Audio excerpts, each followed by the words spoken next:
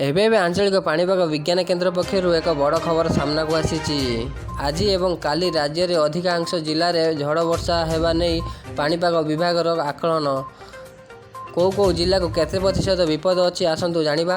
ତା ପୂର୍ବରୁ ଭିଡ଼ିଓକୁ ସେୟାର କରନ୍ତୁ, ଭିଡ଼ିଓକୁ ଲାଇକ୍ ସହ ଚ୍ୟାନେଲକୁ ସବସ୍କ୍ରାଇବ୍ କରି ରଖିଦିଅନ୍ତୁ, ଯାହାଦ୍ୱାରା ଏମିତି ଲାଟେଷ୍ଟ ଭିଡ଼ିଓ ଆପଣମାନେ ସର୍ବପ୍ରଥମେ ଦେଖିପାରିବେ। ଆସନ୍ତୁ ଖବର ଉପରେ ନଜର ପକାଇବା। ଆଗାମୀ 3ରୁ 4 ଦିନ ପର୍ଯ୍ୟନ୍ତ ରାଜ୍ୟରେ ପ୍ରବଳ ବର୍ଷା ହେବା ନେଇ ପାଣିପାଗ ବିଭାଗର ସୂଚନା।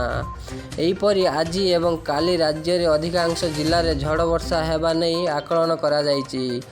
ଆଜି ବାଲେଶ୍ୱର, ଭଦ୍ରକ, ଯାଜପୁର, କଟକ, କେନ୍ଦ୍ରାପଡ଼ା, ଜଗତସିଂହପୁର, ଝାରସୁଗୁଡ଼ା, କେନ୍ଦୁଝର, ପୁରୀ, ଖୋର୍ଦ୍ଧା, ନୟାଗଡ଼, ଗଞ୍ଜାମ, ଗଜପତି, ମୟୂରଭଞ୍ଜ, ଅନୁଗୁଳ, ଢେଙ୍କାନାଳ, ବୌଦ୍ଧ, କନ୍ଧମାଳ, ମାଲକାନଗିରି, କୋରାପୁଟ ବିଜୁଳି ସହ ଝଡ଼ ବର୍ଷା ସମ୍ଭାବନା ରହିଛି।